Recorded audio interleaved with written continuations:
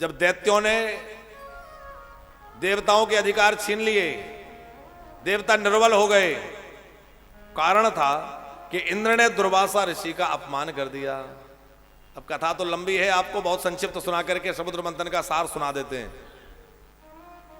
एक बार दुर्वासा ऋषि भगवान का दर्शन करने गए और वैकुंठपति भगवान ने दुर्वासा जी पर प्रसन्न होकर भगवान के कंठ में जो माला पड़ी हुई थी, बड़ी दिव्य माला थी जिसमें से अद्भुत सुगंध निकल रही थी, प्रसन्न होकर भगवान ने अपनी वो प्रसादी माला दुर्वासा ऋषि को पहना दी। दुर्वासा जी देख करके गदगद हो गए कि वाह प्रभु, आपके श्रीअंग से लगी हुई ये माला, अरे माला की जो गंध है वो तो ठीक है, पर आपके श्रीअंग की गंध इसमें लग गई है, आपके श्रीअंग की गंध इससे आ रही है। उस दिव्य माला को पहनकर दुर्वासा जी बड़े प्रसन्न हुए चले जा रहे थे। उधर ऐरावत हाथी पर बैठे हुए देवराज इंद्र आ रहे थे, तो इंद्र को देख करके दुर्वासा जी को लगा कि ये देवताओं के राजा हैं और मैं तो महात्मा हूं, ये माला इनके गले में बहुत सुशोभित होगी। भगवान की प्रसादी माला है। देखो, भगवान के प्रसाद का बड़ा महत्व है, कभी भी उसका अनादर नहीं होना चाहिए। भगवान का प्रसाद का जो अनादर कर देता है, भगवान उससे रुष्ट हो जाते हैं। चाहे तो प्रसाद की माला हो, लोग बिहारी जी जाएंगे और बड़े उससे प्रसाद की माला जरूर लेंगे, और प्रसाद की माला थोड़ी देर तो गले में लटकाएंगे, उसके बाद जहां तहां फेंक देंगे। ऐसे वैसे फेंकोगे तो बड़ा अपराध लगेगा। उस माला को उतार कर प्रणाम करके और किसी शुद्ध पवित्र स्थान पर रखना चाहिए, ऐसे नहीं फेंकना चाहिए, दोष लग जाएगा। भगवान की प्रसादी माला को बिस्तर पर नहीं रखना चाहिए। भगवान की प्रसादी माला को घर में किसी अपवित्र स्थान पर नहीं रखना चाहिए। कहीं आपको प्रसाद मिले तो प्रयास करिए कि प्रसाद जैसे ही मिला तुरंत पा लें, प्रसाद को रख के नहीं रखना चाहिए, क्योंकि आप बाद में भूल जाएंगे, इधर उधर हो जाएगा, किसी का कुछ पैर लग गया, कोई बात हो गई, प्रसाद का अपमान हो गया तो बहुत बड़ा अपराध बन जाएगा। प्रसादी की बहुत महिमा है वैष्णवों में। तो वो माला जो है प्रसाद की माला थी, दुर्वासा जी ने उतारी और देवराज इंद्र के गले में डाल दी। देवराज, ये माला भगवान श्री हरि के कंठ में थी, उन्होंने मुझे दी है और मैं तुम्हें दे रहा हूं, बड़े प्रेम पूर्वक धारण करो। इंद्र ने पहन तो ली, लेकिन मुंह बना लिया कि देखो, पहले उन्होंने पहनी, फिर इन्होंने पहनी और अब मुझे दे दी, तो मैं कोई ऐसा वैसा तो हूं नहीं, मैं भी देवताओं का राजा हूं, पद का मद तो रहता ही है। इंद्र भगवान की प्रसादी का महत्व नहीं समझे, तो इंद्र ने वो माला अपने गले से उतारी और अपने हाथी के गले में पटक दी, ऐरावत के। दुर्वासा जी थोड़ी दूर निकल गए थे, लौट कर देखा कि देखे तो सही देवराज इंद्र के गले में माला कैसी सुशोभित हो रही है। तो देखा तो वो हाथी के गले में माला थी। हाथी के कुछ अटपटा लगा, उसने हाथ खींची सूंड से, टूट गई, कुचलते हुए हाथी निकल गया। दुर्वासा जी ने देखा, अरे बाप रे, भगवान की प्रसादी की माला का इतना बड़ा अनादर, तू बड़ा अभिमानी हो गया है, जा तू श्रीहीन हो जा। और श्रीहीन हो गए देवता। दैत्यों ने आक्रमण किया, देवताओं के स्वर्ग आदि सब छिन गया और देवता जो है सुमेरु की गुफाओं में जाकर छुपने लगे, यहां वहां भागने लगे। सब देवता भगवान के शरण में गए, प्रभु रक्षा कीजिए, हे भगवान हमारा वैभव चला गया, हम क्या करें। तो भगवान ने कहा कि तुम्हारा जो ऐश्वर्य है वो समुद्र में समा गया, समुद्र मंथन करो। समुद्र मंथन कैसे हो, तो बड़ा दुस्तर कार्य है। तो भगवान ने एक युक्ति बतलाई है, बड़ा प्यारा सूत्र भगवान ने यहां दिया है, सोडानी जी। अरयोपि संधेया सती कार्यार्थ गौरवे अहि मूसकवत देवा यर्थस्य पदवीं गतैः। समय आने पर कार्य की सिद्धि करने के लिए शत्रु को भी मित्र बना लेना चाहिए। कैसे, बोले अहि मूसकवत, जैसे सर्प का, चूहा जो है, चूहे का सर्प शत्रु है, लेकिन समय आने पर सर्प भी चूहे को मित्र बना लेता है। एक कथा बड़ी प्रसिद्ध है कि एक सपेरे की पिटारी में एक सर्प था, किसी तरह उसमें चूहा पहुंच गया। अब सर्प ने चूहे को देखा तो सोचा कि तो मेरा भोजन है, लेकिन ये बहुत बड़ा काम मेरा कर सकता है कि पिटारी को काट के इसमें छेद कर सकता है, रास्ता बना सकता है। तो सर्प ने कहा मामा जी आप डरिए मत। चूहे को लगा कि मामा जी कह रहे हैं, थोड़ा सा वो सबला, हाँ हाँ आप हमारे मामा जी हैं। हम सब सर्पों ने निश्चय कर लिया है कि अब आपको खाएंगे नहीं, क्योंकि हम लोगों के लिए रहने के लिए बिल तो तुम ही खोदते हो, घर तो तुम ही बना के देते हो, तो नहीं खाएंगे। क्या करें? बोले अब निकलने का रास्ता बनाओ। तो वो पिटारे को काट दिया चूहे ने, अपने दांतों से, तीखे दांत होते हैं चूहे के, पिटारी काट दी, रास्ता बन गया।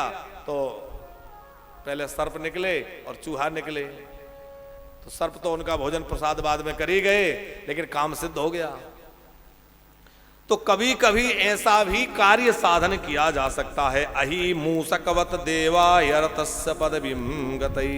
क्या करें? देवताओं ने कहा, बोले असुरों को मिलाकर संधि कर लो और आपस में मिलकर समुद्र मंथन करो। अमृतोदपादने यतना क्रियताम अविलंबितम यस्य पीतस्य वै जंतुर मृत्युग्रस्तमिरो भवेत्। जिसको पीने से तुम अमर हो जाओगे।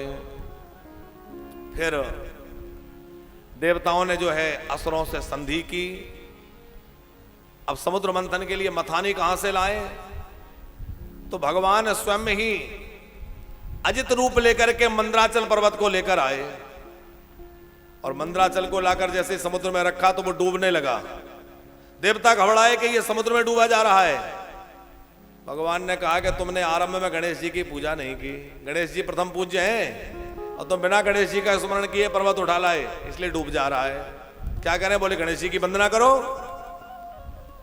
तो सारे देवता गणेश जी की पूजा करने लगे, और देवताओं ने गणेश जी की पूजा की। उधर भगवान नारायण ने कच्छप का रूप बना लिया और कच्छप बन करके और उस मंदराचल के नीचे जाकर लग गए।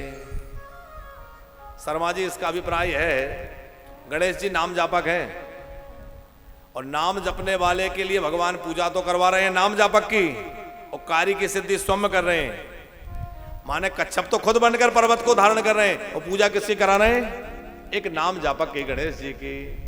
माने नाम जप करने वाले के लिए भगवान उसको सब में पूज्य बना देते हैं, और कार्य तो स्वयं भगवान करते हैं।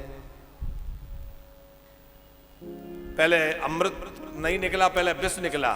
भोले बाबा ने पिया।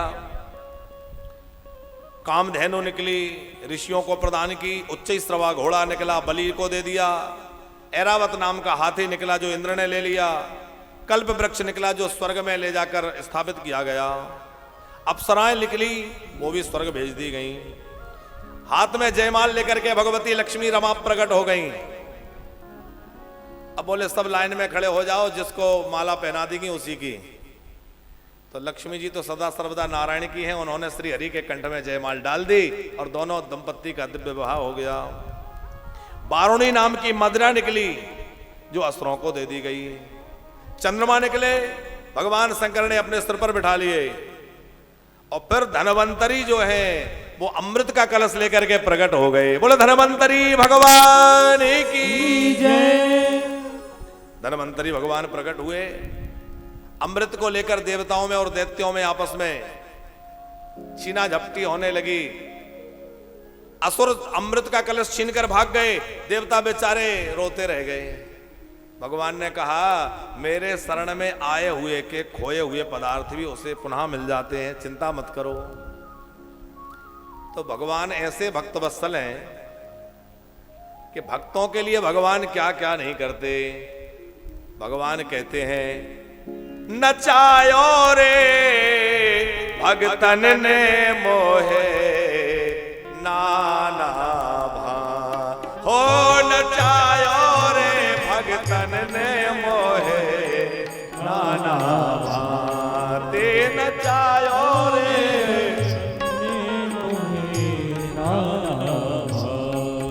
नाना भांति भक्तों ने मुझे नचाया है। कभी कुछ बनना पड़ा, कभी कुछ बनना पड़ा। कितने कितने रूप भगवान को लेने पड़ते हैं। किसके लिए? हम भक्तों के लिए भैया। हम दीनहीनों के लिए भगवान कैसे कैसे रूप बना लेते हैं।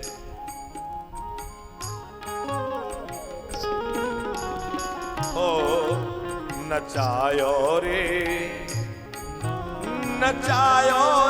भगतन ने मोहे नाना भांति नचायो रे भगतन ने मोहे नाना भांति नचायो रे भगतन ने मोहे नाना भांति।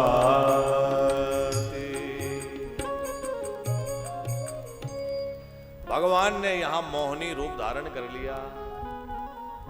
बड़ी सुंदर छेल छबीली नैन कटीली, अरे ऐसी सुंदर नारी भगवान बन गए कि सारे असुर देख करके मोहित हो गए। देवी जी कहां से पधारी हैं? अरे बोले हमारा क्या ठिकाना, कभी यहां कभी वहां। आप लोग क्यों झगड़ रहे हैं? अरे बोले हमारे पास ही अमृत है, इसको पहले कौन पिएगा, यही थोड़ा आपस में बात चल रही है। देवी जी अब आप आ गई तो आप ही पिलाइए। तो मोहनी जी ने ले लिया, बोले ठीक है, देखो इसमें ऊपर तो पतला पतला है, तो पहले देवताओं को पिला दें, बहुत देर से आशा लगाए बैठे हैं। तो भगवान ने मोहनी बनकर के देवताओं को अमृत पान करा दिया। बोलिए मोहनी भगवान की।